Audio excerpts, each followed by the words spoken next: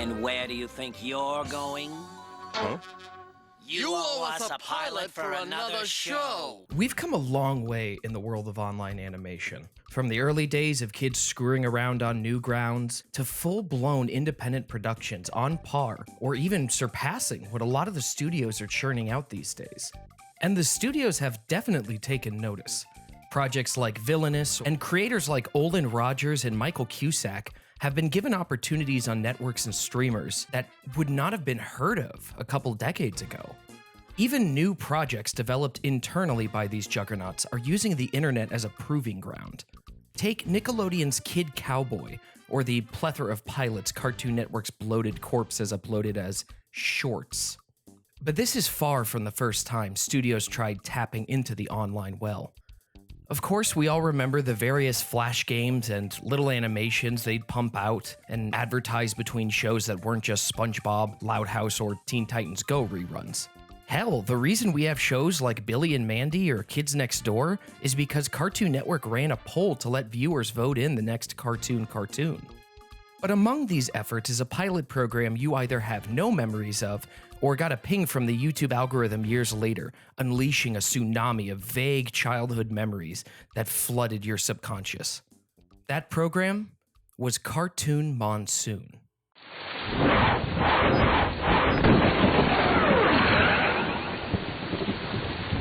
Back in 2003, Warner Bros. Animation worked with their newly founded online division, designed to explore the internet as a means of production and distribution, and Noodle Soup Animation, best known for their online Lobo and Gotham Girl series of Flash cartoons, as well as animating the initial episodes of Venture Brothers, to work on a number of original animated pilots.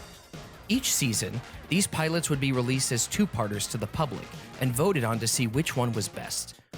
The winner of each season would then be made into a television series. Theoretically. And this wasn't a small-scale affair. They had a rotating cast of some of the biggest voice actors in the business, alongside animation heavy hitters from Disney, Warner Brothers themselves, and even future superstars like Mark Osborne and Aaron Horvath. Animators like Eric Pringle even went on to shows like Foster's Home for Imaginary Friends, which further revolutionized digital animation as a legitimate tool. Unfortunately, after 2 seasons, neither winner got an official green light. But why is that?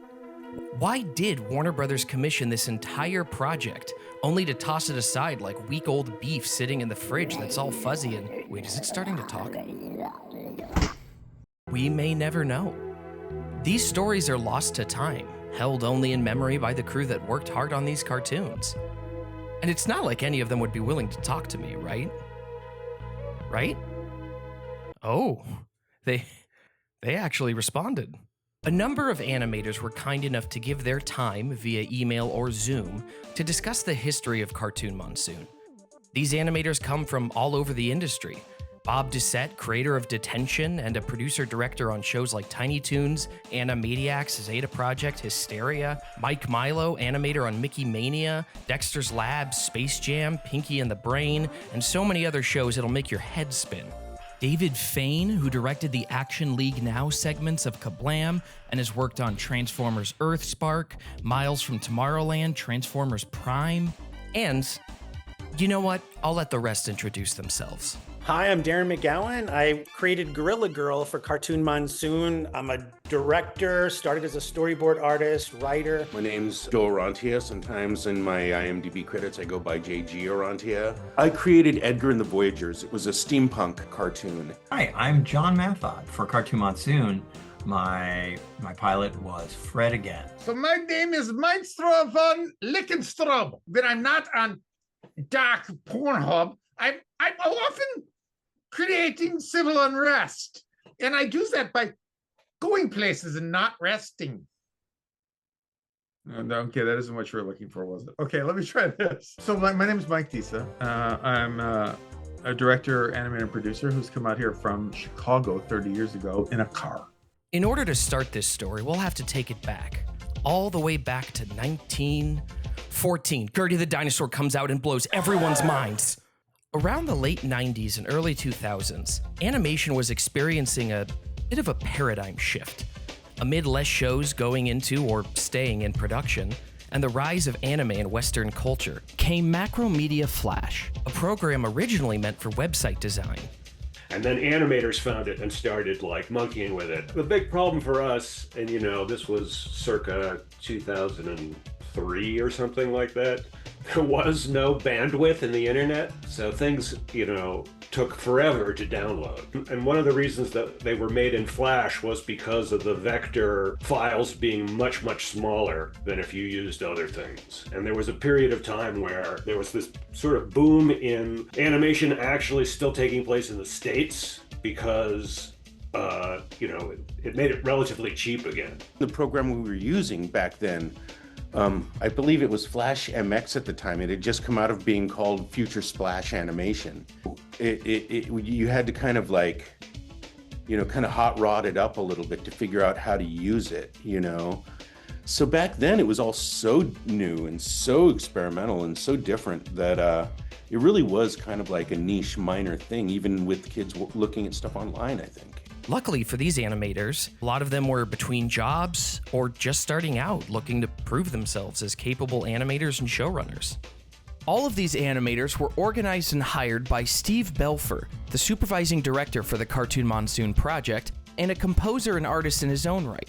You might know him most for arguably his biggest contribution to the SpongeBob SquarePants score.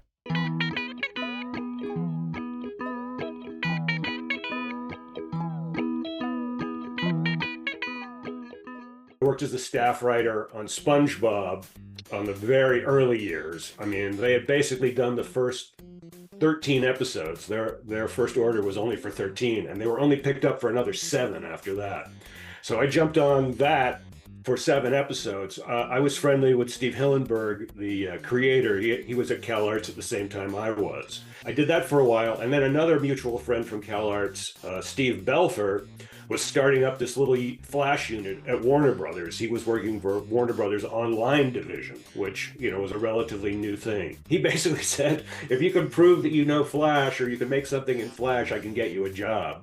So I downloaded the software and made a little animation in 2.5 days and then crashed it and lost it all and then redid it. And originally we were doing little web cartoons of existing Warner Brothers properties. The reason we did Lobo was because on the internet we could be gruesome. And there was no kids, so there was a lot of decapitation and blood spurting. And part of the gimmick of these things at the time was lots of times they had interactive elements. So you had Lobo Shooting Gallery where it was like a swap meet and you could just click on things and people's heads would explode and their limbs would fly off. And so yeah, that was kind of a fun project to work on for a while.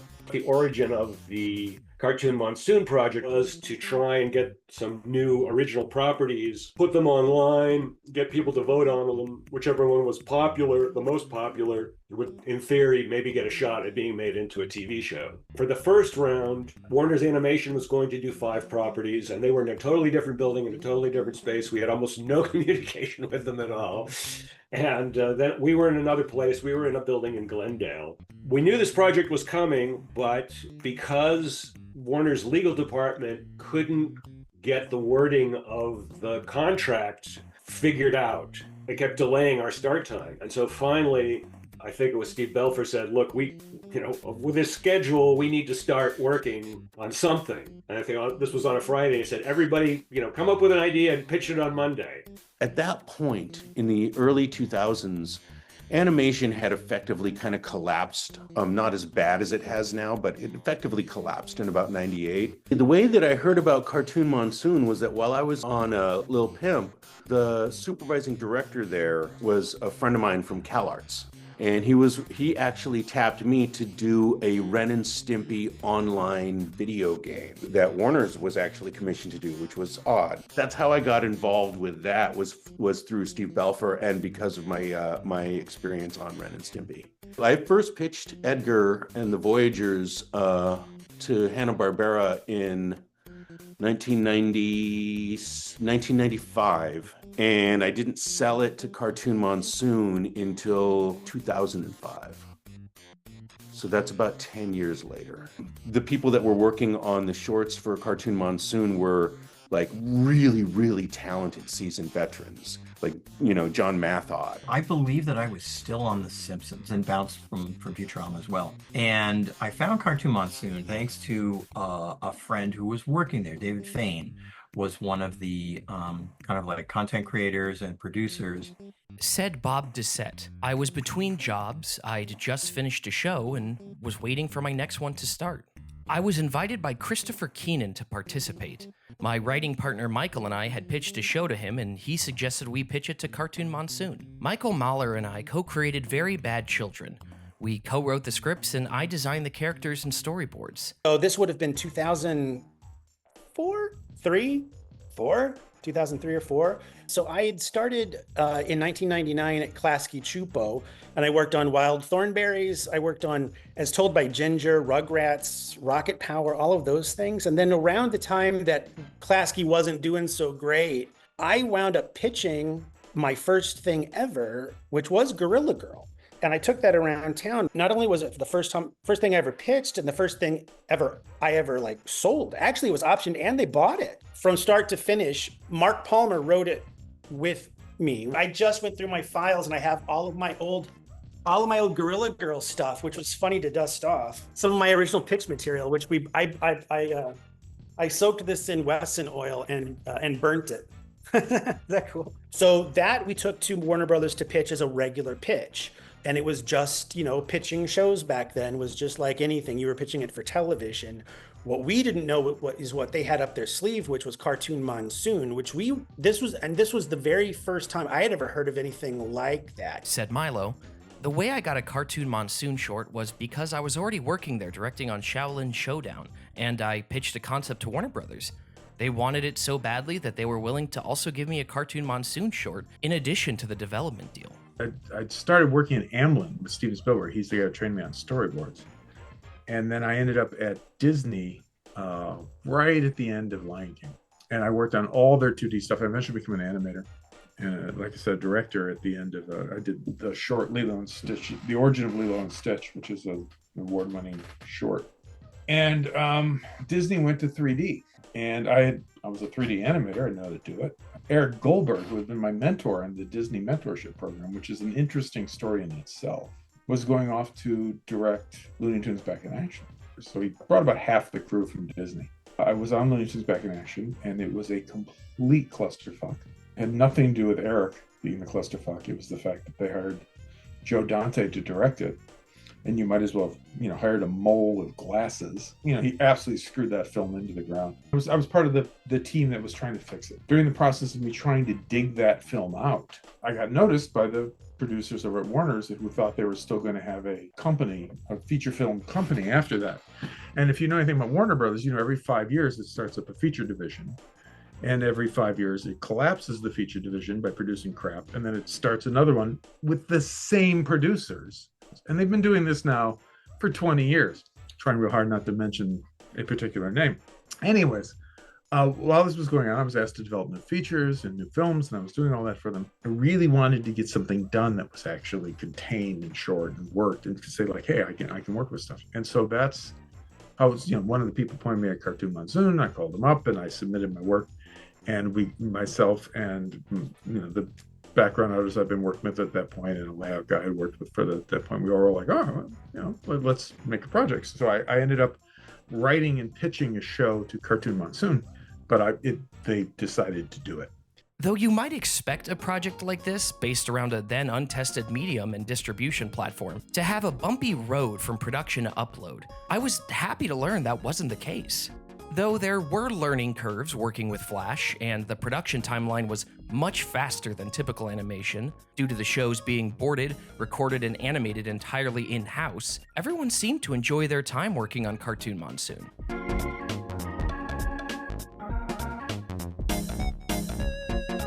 Since I had worked at WB for quite a while, I knew a lot of the people, and I was hands-on in some aspects of production and not on many others. But I learned about some of the limitations of Flash animation that didn't allow for everything I wanted to do. We had worked with Alex Borstein on Hysteria. She was a writer then, and we really wanted her to be in our show Very Bad Children. She was disappointed to play the villain and wanted the lead role. But she was so funny, we needed her to make the character fun to watch. Said Milo, I co-wrote, designed, and storyboarded Jackalope Boys. I wasn't allowed to direct my short because one of the other directors there had a development deal where he would direct all of the projects WB did that year, as well as the cartoon Monsoon shorts. Warner Brothers was a huge place then, and they had also taken over the Sherman Oaks Galleria. It's now the location of Amazon Studios, but back then it was the home to the Warner Brothers online division. It was the greatest thing because it felt to me like it was going to be so foreign because it was Flash, but it really was so fast. I mean, that's the difference, I guess. But the process was exactly the same. Once it was optioned and good to go, Mark wrote a script. I boarded it in a weekend, I want to say. Matt Danner directed it. That's the other funny thing too. I didn't have director experience back then. So it was like all hands on deck almost. I know Matt was there with this dude Pringle, and they were like, Pringle was like the Flash guy. Everyone refers to him just as his last name. Pringle became sort of the guru of Flash animation over at Cartoon Network, and he helped set up the unit that did Foster's Home for Imaginary Friends. Those were literally the best Flash animators in the business because they really sat down and figured out, how do we take this vector program and apply traditional character animation concepts to it? You know, he wrote a whole Bible, basically. There was like, this book, you know, animating in Flash the Pringle way. I may actually still have a copy of it around someplace. We were trying to brainstorm ideas for the opening sequence or the, you know, the beginning of the short, and it was his idea. He kept referring to the De Laurentiis version of King Kong from the 70s, like where I guess King Kong's like walking through the jungle or something and everyone's running and screaming or something. I don't know if I ever even saw it, but I got the idea. So then the joke was we do that and then we just reveal it's Jenny and she's just a little kid and she growls like a cat. What's funny too is like looking back on them now, if you watch it, it's like rough. It's really rough. But I know that they were pressured to finish quickly too. But we had a background designer I never met, and I still don't know who did the backgrounds, but that wasn't me. That wasn't even my style. It opened my eyes as to what, this was the first time I ever thought, oh, you can really do anything you want to. It just takes the skill and talent of the animator. It was just eye-opening. It's so fun to see it happen. Process was the same as animation. Same thing, it's just it didn't take as long. I mean, I want to say that Gorilla Girl was made in a month. I mean, from script to pilot. I think there was a team in-house of about 5 or 6 of us Flash animators, and we all wore sort of multiple hats on the projects that went around. Like I was sort of the de facto script editor sometimes. I mean, it was an interesting group of people. I mean, it was a great project to work on because it was fun and we were making cartoons and there were, you know, we didn't have to ship the stuff overseas, but it was a really short schedule. So, you know, if we had more than a couple of months to do 2, 3, 3.5 minute webtoons, that was a lot. And that's including like, you know, writing the scripts and getting them boarded. And so it was always like boom, boom, boom, boom, boom, you know, get it out and then on to the next thing. And we had a few storyboard people that we would hire freelance. Charles Visser was one of them. He's a great, like amazing draftsman. He was one of the people who could just draw the Looney Tunes perfectly. So when we did our Looney Tunes stuff, we hired him as well. I think there were a couple of different teams. Some of the animators were animating themselves. I was lucky enough to have a team there in the office. You count on 2 hands, you know, how many people were working on it at once. I don't recall much of the notes process from Warner Bros. We pretty much were able to do what we wanted, which was cool. So I, you know, of course, wrote and storyboarded everything, but I had to do walk cycles and color and designs and thankfully it was, you know, say for, you know, a regular animation production, you know, you'd have to do a prop and then you have to kind of do it from a couple different angles. If I had a prop in mind, it would just be like, okay, what angle are we only going to see it from? We'll do it like this. Or they would just pull props right from the storyboard. Sometimes we wouldn't even have to design something. They would just pull right from my storyboard and then just try to create an asset right there in Flash. So yeah, very different, and it was a lot quicker, obviously. One of the things that was great about the program was that you didn't have to be adept at Flash. I mean, they had Flash animators on hand, but if you were, you could animate it yourself and you could just, you know, really put as much into it as you liked. It was a little bit before they started doing some TV shows in Flash. It was just so cool to be in the office with everyone, to be just like, it was just like a buzzing little area of people, and you would see them all every day and you would just like interact. It wasn't as fragmented as sometimes, you know, TV productions can be. It was really great to record the voices recording engineer, the recording director is Colette Sunderman. I brought her on to Skylanders Academy for Netflix. She's just a gas, and she's extremely cool. So I did one of the voices. I did the voice for Fred. I'm gonna forward this to my brother. Fred Abelson. Fred is Governor Potemkin. Hello, sir. There was at one point I had to do like a lot of the turning into animals sounds. I just did them on the fly. They were just, and I'm not classically trained as an actor. I've done a few classes, but doing a few takes and then having Colette get on the mic and go, you know, you're really weird. Like, I took that very much as a compliment. With all that being said, however, that's not to say that the production was without its problems. Creepwood by Mike DISA and Chris Hubbard. They were writing stuff, and I just put the call out when I said, you know, we're looking for properties. So that's where Creepwood came from. Well, it was originally called Deadwood, but after weeks of discussion, a whole bunch of executives got together and said, we can't call it Deadwood. And I was like, why? And they were like, censors. I'm like, can I talk to the censors? No. Why can't we say Deadwood? And this was before the TV series Deadwood. Like, look, it's not worth the fight. It's not going to be on TV. What do you want me to call it? And they were like, Happywood, Sweetwood, you know, Kiss a Dolphin Wood. I'm like, all right, we'll call it Creepwood. And so we went through with that. It was unique in that, I hate to say this so flat out, but I don't want to lie to people because it was completely unprofessional. What it was, you know, this guy who was the directing or producing or whatever it was, had managed to carve out some money from Warner's, and they gave him his little world. And he hired a bunch of his friends, I assume, to produce this flash content. And none of these people were animators. None of them were any good. They hired us and said, oh, come in and you can direct your project. And then, you know, he thought he was directing. I was like, well, no, it's my name. I don't care that you're the guy, blah, blah, blah, title in your studio. It's my name on it. So, like, I'm approving the animation. We sat down, and it was very nice. And by the way, everyone was very nice, incredibly nice. It wasn't an unpleasant experience, but it was just, they didn't understand how production worked. It was very much like walking into a college where people pretended they knew how something worked. We saw some of the stuff they'd done beforehand, and I think you've interviewed some of these guys. And we saw this stuff, and the first thing I said was, wow, that's the least funny timing on animation I've ever seen in my life. And timing in comedy is a big deal. It's the reason why the classic Warner Brothers stuff was funny. And you can teach this. It is a mathematical formula. Richard Williams' book, Animation Survival, teaches you how to time comedy. According to some of the folks I spoke to, it would seem the various pilots were split up among Warner Brothers Animation and the newly formed online content division in tandem with Noodle Soup Animation. There was the Warner Brothers division that was working out of Sherman Oaks, but I wasn't part of that unit. I was actually part of Steve's unit in Glendale, up the street from the Glendale Galleria.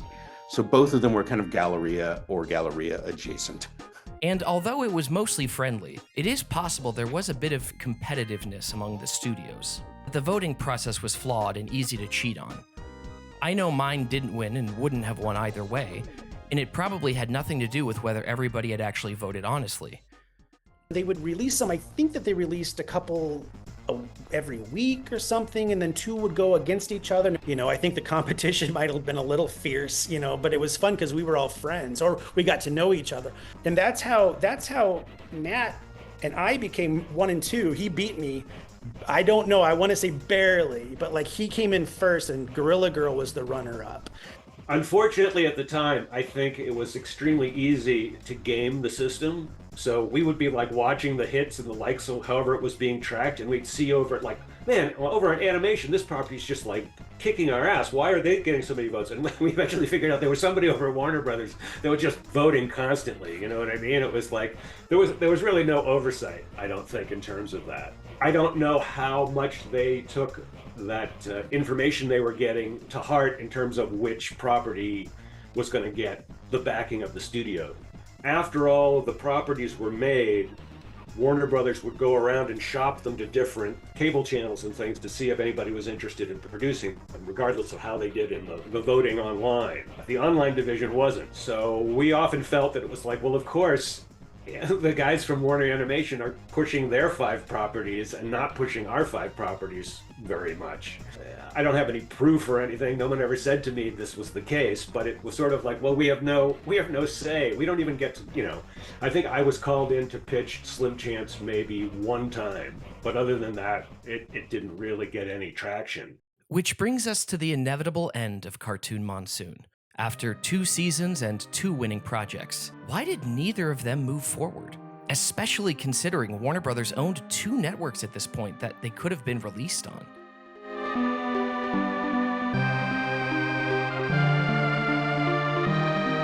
Said Bob Doucette, "I don't know if Kids WB was committed to making that happen. It seemed like a great concept that worked for other networks, but they were very new at their jobs and not very confident in their choices." Said Mike Milo, "Pure and simple, interpersonal politics. This also happened to coincide with a cultural shift from cartoony films to anime. Pokemon was a huge success, which instantly changed Kids WB around, and they were no longer the Pinky and the Brain, Sylvester and Tweety Mysteries cartoony network. Here's what happened to me. Gorilla Girl did so well with whatever numbers they were doing on Cartoon Monsoon, and actually somehow got the attention of Scholastic Books. So I had a meeting with Scholastic at Warner Brothers who wanted to do a series of Gorilla Girl books, for kids. And this was really exciting. I'm like, we could write so many stories and do, whatever we want to with Gorilla Girl. But here was what happened. And it's always something, I'm telling you. Scholastic decided they won't do books unless there's a series. And I was like, great, let's make a series. Here was the problem. They had a focus group for Gorilla Girl short, and they didn't know what to make of the results. From what I understand, it was going to be called a girls' show. We knew this from the beginning because it's kind of like, it's unfortunate, but with a girl character, industry people will call it a girl show, which isn't bad. It's not bad being a girl show. It's not a problem, but we want everyone to enjoy it. We want it to test well with everybody. But guess what? It tested better with boys than girls. This is from the focus group, which I didn't see all the results, but when I was told what happened, they asked the boys, would you watch this show even if it's a girl character? It just threw them, they didn't know what to make of this, which makes perfect sense. If it's a good character, anyone will watch it. But they were so confused why boys were more interested than the girls were. The boys eventually said something like, well, we don't see her, we don't see her like that, or whatever you're trying to do. We just like the character. So anyway, they decided to do a second pilot with that focus group information. And we did. And what sucked, we had all of this stuff. This was the second round of the other group of characters. I had a group of main characters. I had little friends. So this is like the Little Rascals. She had her neighborhood friends, and they were all young. And so she was the only human in this group of animals. It wasn't as strong because to outweigh, it's so beyond my understanding because they wanted more girl characters to balance out the main character who's a girl, but tested better with boys. It was so confusing, but we did it and it didn't test well at all. So that's what happened to me, but I know that I was included with a round of shows to greenlight for Warner Brothers, which included such hits as Coconut Fred on Fruit Salad Island or something like this, which was obviously a SpongeBob thing they were trying to do, but was funny as hell, I'll admit it. And then the other one was Johnny Test. So I was in that group. I left Warner Brothers and went to work on the Hi Puffy Amiyumi show. And I don't know if that rubbed anyone the wrong way. I know the president got upstairs where he wasn't too thrilled that I left or something weird. There was some weirdness. So I always wondered if that had anything to do with it either. They had a final deal where Warner Brothers bought it from me for $1,000, which I split with Mark Palmer, and I gave him half. So $500, and they killed it. That was that, so they own it. They still do. They could make Gorilla Girl now if they wanted to. I would love that. I have no idea why that happened because the year that I put Edgar in, mine's the one that won. I have like 5 or 6 scripts around here for other episodes for Edgar. Once I found out that it had won the second season, I was just like, oh, and I got to work. And then crickets, as you said. They actually bought it for about $5,000. and they were going to do it as a series. For some reason, they were just shelved after the project was done. Let's be honest, nobody thought Cartoon Monsoon was actually going to make a TV series. You know, this was literally just a little division that was, you know, completely a slum compared to the rest of Warner Brothers. The whole development process through Cartoon Network was the producers at Cartoon Network who decided what was going to get on the line got money for the shows they developed. So why would they approve a show that they didn't develop? It doesn't make any sense financially. So like, I knew it wasn't good, but I was like, oh, I can get something out of this. But it kept a lot of Flash artists employed. I mean, we were lucky because it was while the internet bubble was growing, but I was also there when it all came apart. So at one point in time, there were two major Warner Brothers portals, one which was Warner Brothers and the other was Entertaindom. At some point, they decided that there was way too much duplication. It was almost like the flip of a coin. It was like, we're going to keep these people and we're going to lose these people. So there was just one day where it was like that cliche thing where you saw people walking with a box of their stuff to the elevators, you know, because they basically just said, okay, everybody on the Entertaindom side, you're gone. I've heard tales, this is all secondhand, that basically the people at Cartoon Network and the people at Warner's Animation hated each other, partially because they were vying for the same resources or the same slots or something. So that, yeah, there was no guarantee. You know, it was kind of weird at Warner's Animation that they would do these properties and not have a place for them set aside for them to immediately go to. It wasn't like that at all. You could end up anywhere as long as the network was willing to pay for it. Something will be developed for years and they put a lot of people in it as creators that they love and it has actors and producers attached to it, and then it just somehow doesn't go. I never found out really why. I mean, because Go-Go Mobile Boy could have been just as good on TV as anything else. Perhaps leadership change. There's any kind of number of things that happen to have things not go. I wish that they had followed through on what the kind of the promise of what Cartoon Monsoon was to this aggregate to kind of like bring new creators up and bring new ideas up, potentially get that new show that everyone potentially would like. But yeah, it they didn't go in that direction. It was a little unfortunate. I would love to make more Freds. Between creative higher-ups not being able to understand a show could have a diverse audience, executives not wanting to develop series because they didn't have a hand in finding the show or creating it, and the rise of anime in Western pop culture, which allowed for cost-effective acquisitions with just an English dub needed to get it ready for US release. Warner Brothers deemed these projects unworthy or too much hassle to bring it to series on network television. Given how prominent the internet has become as an animation platform these days, I asked all of these animators whether or not they feel Cartoon Monsoon would be successful today. Surprisingly, the answer was more complex than you might think. Said Bob, I haven't worked for WB Animation for many years and I don't know how well they're working these days. Streaming channels have destroyed the concept of Saturday morning cartoons. The audience has been broken up into bits, so I don't know how anything is considered successful today. Said Mike, yes, I think that Warner Brothers Animation should absolutely do another shorts program. I think that every studio should use it as a jumping off point for ideas. Not only that, but it's so much easier these days considering we have platforms like YouTube that didn't exist when this was made. The studios right now do not seem to be able to get out of the tailspin they created with streaming apps. They changed the viewers' preferences very quickly during COVID, and I'm not sure it'll ever go back. I think it'd be more cutthroat. I think you would have Twitter feeds and fandom would go crazy. I think you'd have fights online. I think it would get weird. There's so much talent and it's all out there. I think what would be scary now is if you put something out, just the backlash and the mean-spirited comments from people or the trolling would be it would be heartbreaking. If I was young and put Gorilla Girl out now and somebody, I don't know, was mean to me, I wouldn't want to work again. You know, that kind of thing would just kill me. And I think that's the danger and the problem with the modern social media. I think it'd be really successful, difficult as it could be to be a creator, with instant feedback. Yeah, it'd be successful in my house. I would watch it every week or whenever it came out. I think less in kind of a way that it's the internet has gone beyond that already. I mean, all of the studios are following YouTube. I remember seeing some stats somewhere that like YouTube's viewership is here. The next closest one, I think, is Netflix, and then everyone else is just down here.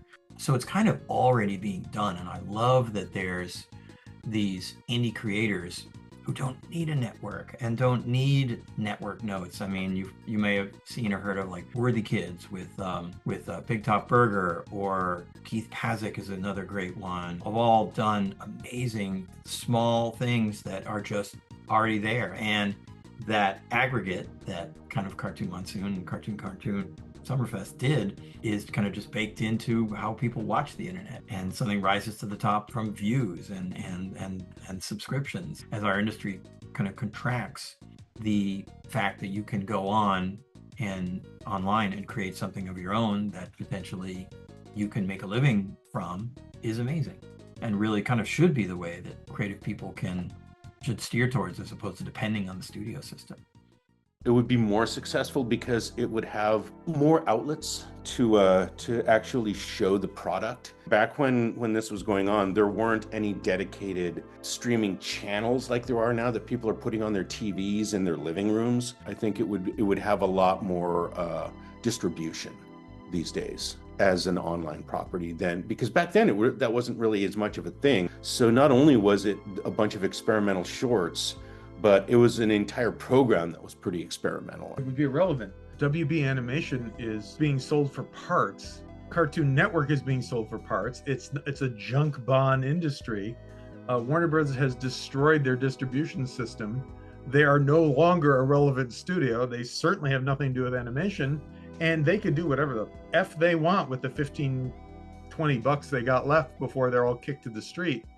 But it's irrelevant. I mean, it depends. One of the major drawbacks for us at this time was the technology. Even if somebody wanted to watch the cartoon, they had to wait for it to download. And when I say wait, I mean, longer than most people's attention span will allow for. If we were to do it today, because the internet's so much faster, when you click on something, it's just there, I think we'd have a much better chance of grabbing eyeballs. That being said, there's so much material out there. There's so many places to click on. And I would think it would be more of a guerrilla style thing where, independent makers who are already out there people who make the stuff because they have to make it. They're not necessarily, I mean, they'd love to have a deal, but they're not waiting for a deal to make the thing. They're like, I'm going to make the thing as best I can and put it out there and then see what happens. Regardless of how it ended, Cartoon Monsoon had far more impact than you might think. Beyond the relationships forged on these various productions, Edgar was a highlight for me. It's a project I wanted to get off the ground for a long time, and to finally have been able to do it, I owe Steve Belfer and everyone there a lot of thanks. It was definitely great.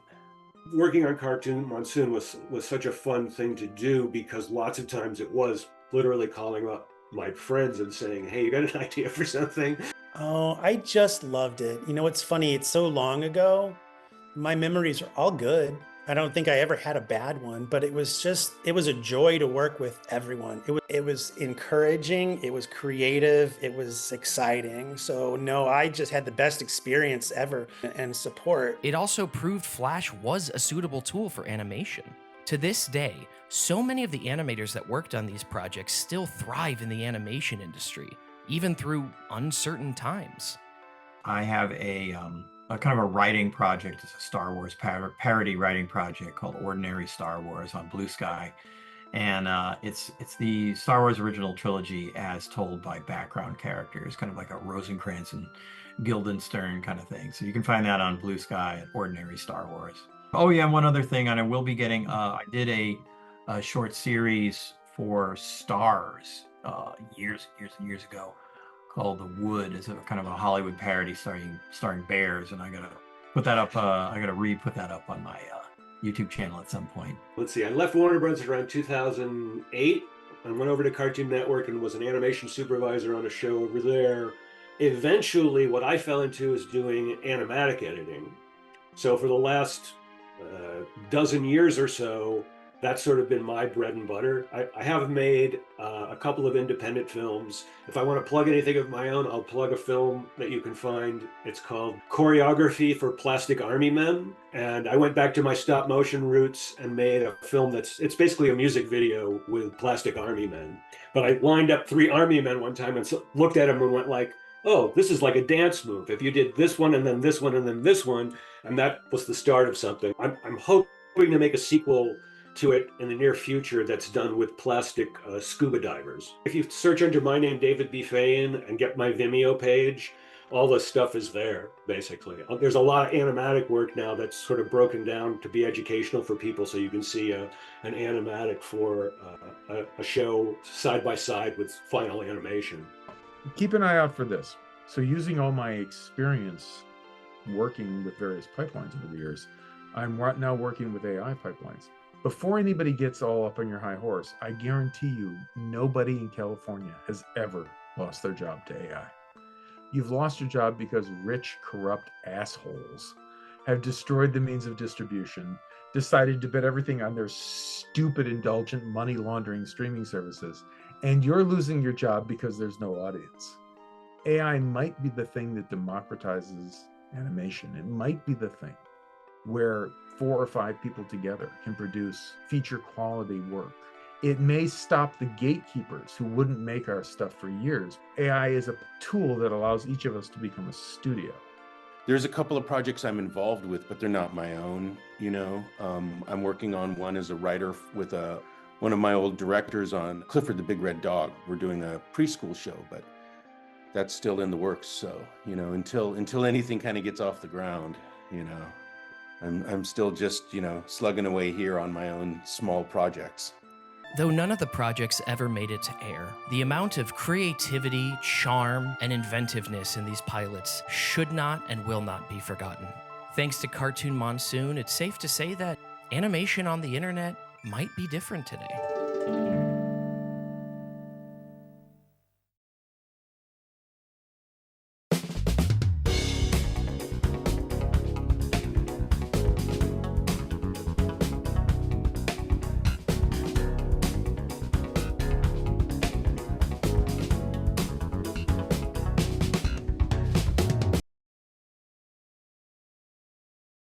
Between creative higher-ups not being able to...